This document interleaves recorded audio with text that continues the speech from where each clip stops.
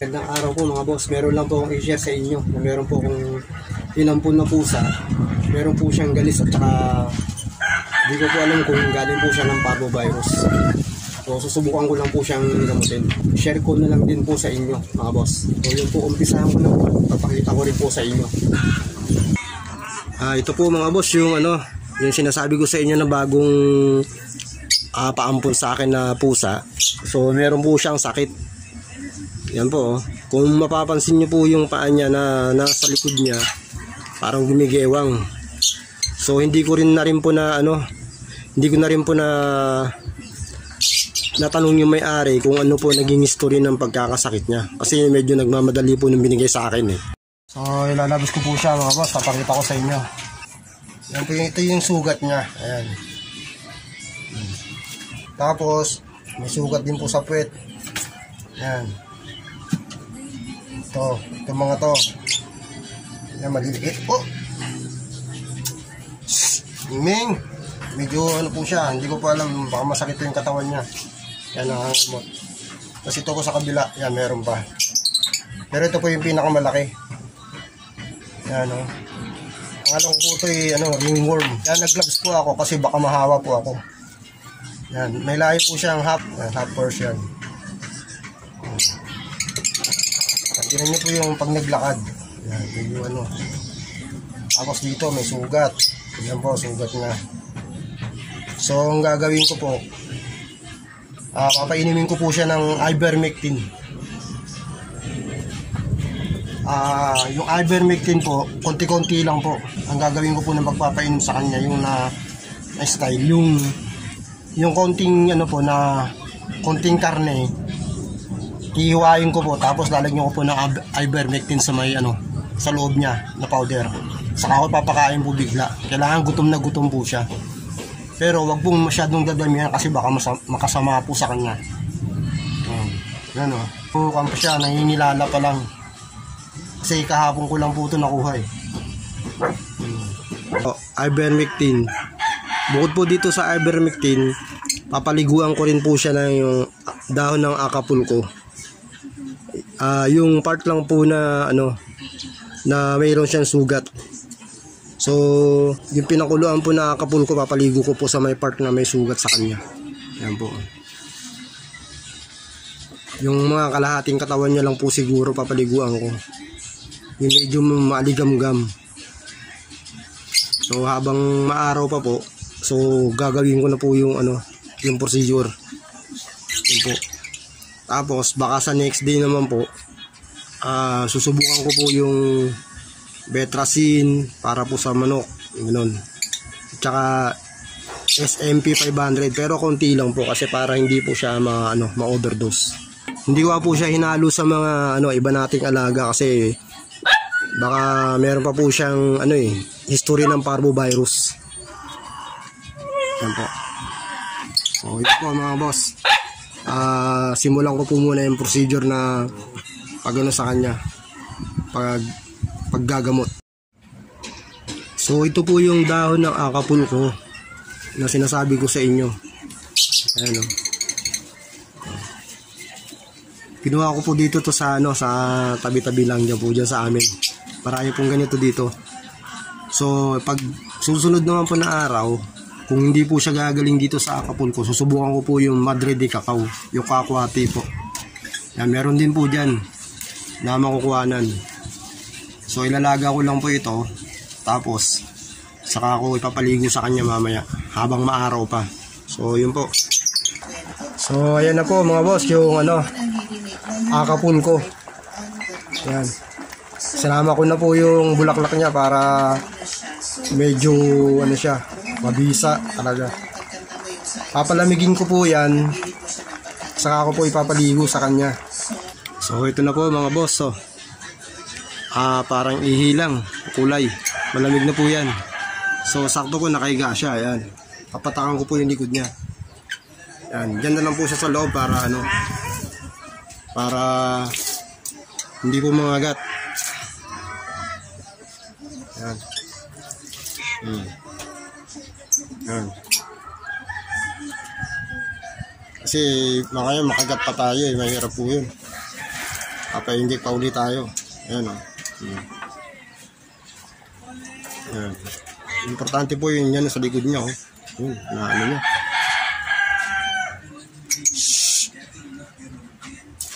Yun o. Makatiho yan kaya ano. Yan, makati yan kaya ginaganyan niya.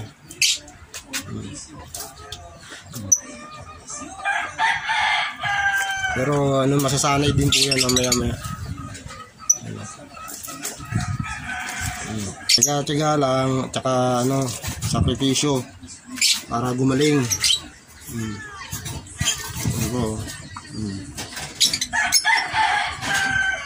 Yan. Kasi ano po yan parang buni.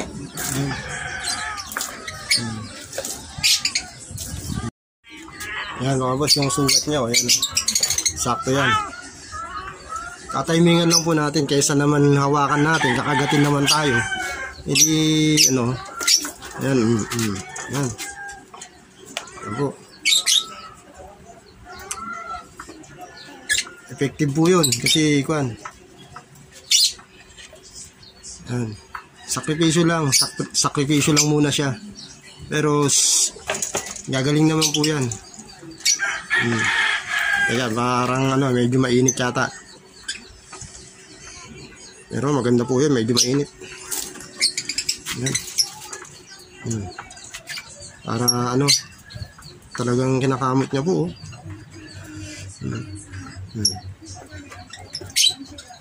Yan.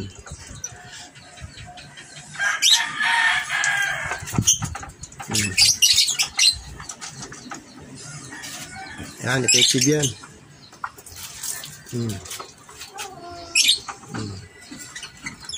Hayaan nyo po muna siya magsakripisyo. Ganun lang. So, ito po isang ano, paraan mga boss. Lagyan natin sa spray gun.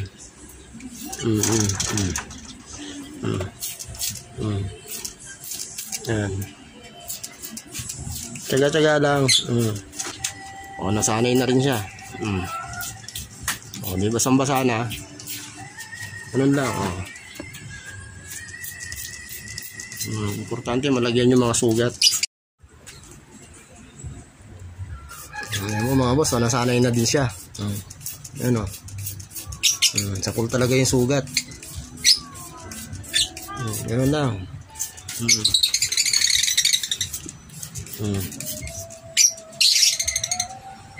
Kesa namang ano, hawakan natin, kagatin tayo niyan.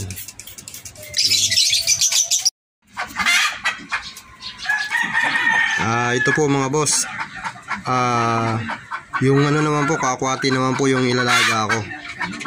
Ayan, para malaman ko po kung ano talaga yung mabisa, yung akapul ko ba po o itong itong kakwati. Kasi yung sugat niya, ayan po, yung sugat po niyan medyo ano, meron pa ng konti. Ayan po, yung kanyang ringworm. Tapos lalo na po sa likod, yan, meron pa rin. Ayan yan, ilalangaw pa. Ayan po. Yung sugat niya po sa likod, meron pa. Ayan. So, ang gagawin ko, papaliguan ko pa po siya. Ayan. Ayan, marami pa po siyang sugat. Tsaka sa kabila po, meron yan. So, yun po. Talagang gagawin po natin ng paraan kung paano po siya gumaling. Ayan. So, yun po mga boss, ilalaga ko na po ito. Itong kakwati na to. Saka ako ipapaliguli sa kanya. Ganun din po ang proseso. Pero magtitira po ako ng konti para didikdikin ko po yung dahon. Ilalagay ko po sa may sugat niya yung katas.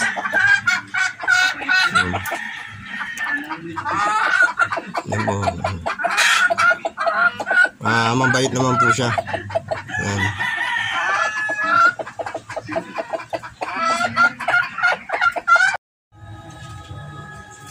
So ito na boss yung kakwate. Ayan, usok-usok pa.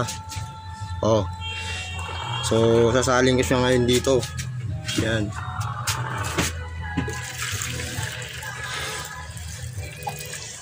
Ayan, hindi mainit.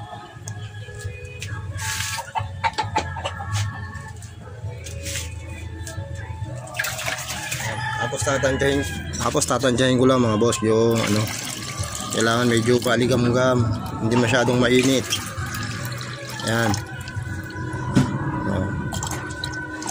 Para hindi naman, medyo maligam-gam lang para hindi naman ano, humiyaw yung pusa natin.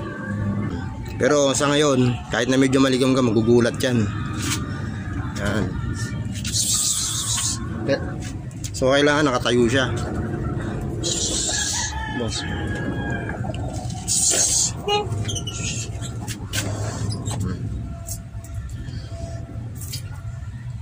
Yan. Yun o. Yun sa likod. Yan. Yun sa likod ng ano niya, kailangan maano yun. Yan. Yan. Yun o, yung pinakamalaki sa likod. Pero yung maliliit, madadamay na yan. Yun o. Yun. Yan. Okay lang yun.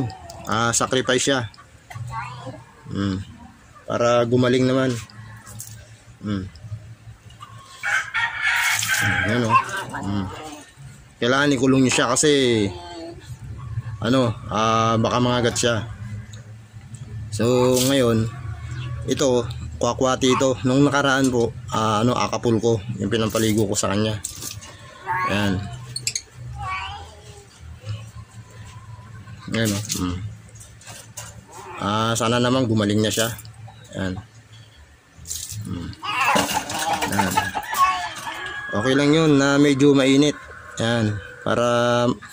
Para ano, pasok na pasok doon sa may sugat niya. Yan o. Kailangan matamaan talaga yung ano niya, yung sugat. Pero may hindi naman masyadong mainit eh. Maaligam-gam lang naman yun. Yan. Ganyan lang. Tiyaga at saka tiis. Yan. Kung ako nagtsatsaga, siya naman dapat magtiis para gumaling siya. Yan. Yan. Pag tumayo, pwede rin siya kasi ano, parang sa may tiyan niya malagyan. Kailangan marami kayong napakulo na tubig para talagang ano. Yan.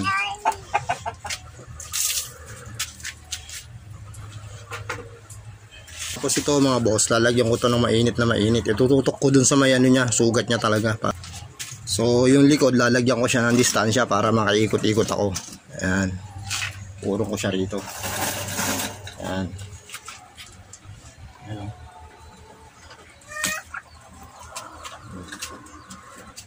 Para malagyan talaga lahat. Mas mainit, mas mabisa. Ayan. Hindi naman sila maano, ayun, kagaya niyan. Isang tobos, o yan, nakatalikod o. Ayan. Ayan. Ayan o, kagaya niyan, yung malaki na yan o. Sa puling ko yan. Yun. Effective yun. Tsaka isa pa boss, pag naglagay kayo ng gamot ng ganito, nababasahin nyo siya. Kailangan yung ano, maganda yung araw. Hindi yung makulimlim, hindi yung parang ulan. Para madali siya matuyo. Pagkatapos mo siyang paliguan, ano siya, bibilad na lang.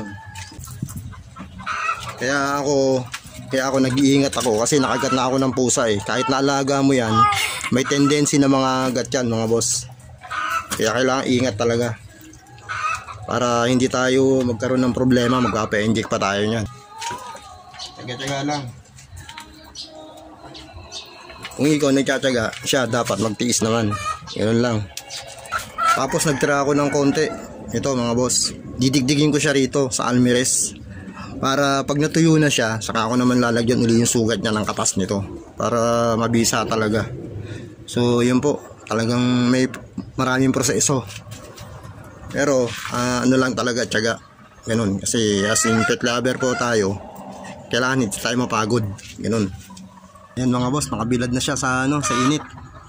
So lagyan nyo lang ng papel para yung tubig na ano niya, yung mga basa-basa niya mapunta sa papel, pahid-pahid niya ron.